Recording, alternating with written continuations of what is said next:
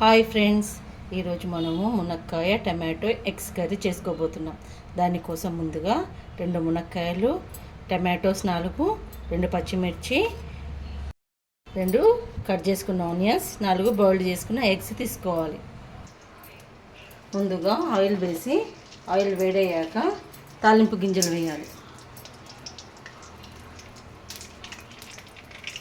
తాలింపు గింజలు వేయాలి.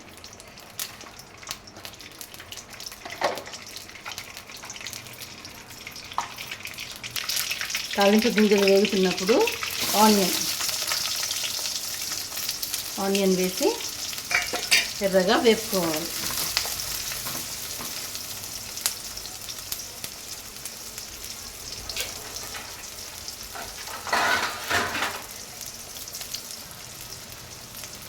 ఇలా ఎర్రగా వేగినాక ఇందులో కట్ చేసి పెట్టుకున్న పచ్చిమిర్చి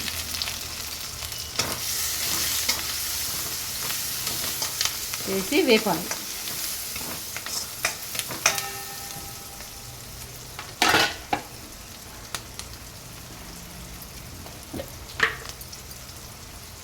తర్వాత కొంచెం అల్లం వెల్లుల్లి పేస్ట్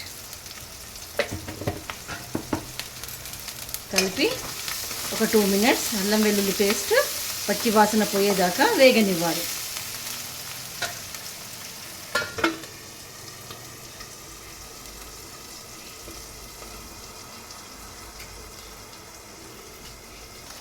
ఇప్పుడు పచ్చి వాసన పోయినాక కట్ చేసి పెట్టుకున్న మునక్కాయలను వేయాలి. వేసి ఒక 2 నిమిషాలు వేగనివ్వాలి.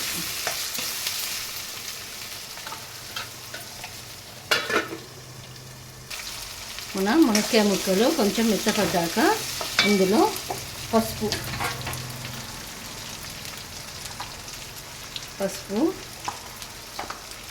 కొంచెం జీలకర్ర మెంతుల పొడి వేయాలి.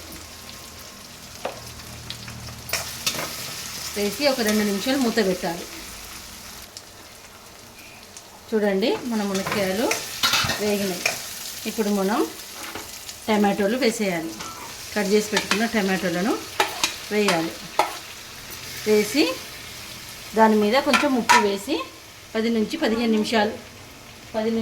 నిమిషాలు ఉడకనివ్వాలి. టమాటోలు మెత్తగా అయ్యి దాంట్లో నుంచి నీరు మొత్తం బయటకు వచ్చేదాకా ఉడకనివ్వాలి. అది నార్మల్ ఫ్లేమ్ మీద ఉడకనివ్వాలి. చూడండి, ఇలా అయినప్పుడు మనం మధ్యలో ఒకసారి కలుపుకోవాలి, లేదంటే కూర అడగంటుతుంది.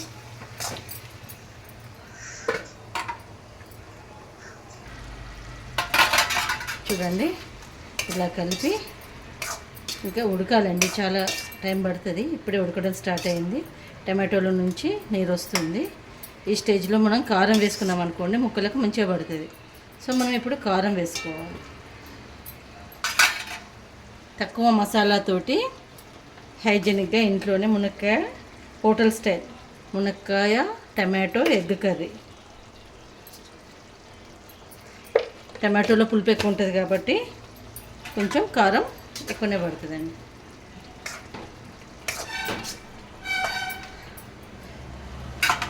ఇది గరం మసాలా పౌడర్ అండి. మటన్ లాగా ఉంటుంది టేస్ట్. ఇందులో లవంగ, పట్ట, బగారా మసాలాలన్నీ కలిపి ఇంట్లోనే చేసుకున్నాను. ఇది ఒక 1/2 స్పూన్ వేసాను. వేసి కలిపేసి ఒక 10 నిమిషాలు ఉంచాను. చూడండి, ఇప్పుడు ఇలా ఉడికినాక ఇందులో ఎగ్స్, మనం బాయిల్డ్ చేసి పెట్టుకున్న ఎగ్స్ వేసేసి ఒక్కటేసారి కలిపి ఒక 5 మినిట్స్ ఉంచేసి మనం బంద్ చేసుకోవటమేనండి. మన టమాటో ఎగ్ మునక్కాయ కర్రీ రెడీ అయిపోయినట్టే. ఇప్పుడు ధనియా పౌడర్ వేయాలి.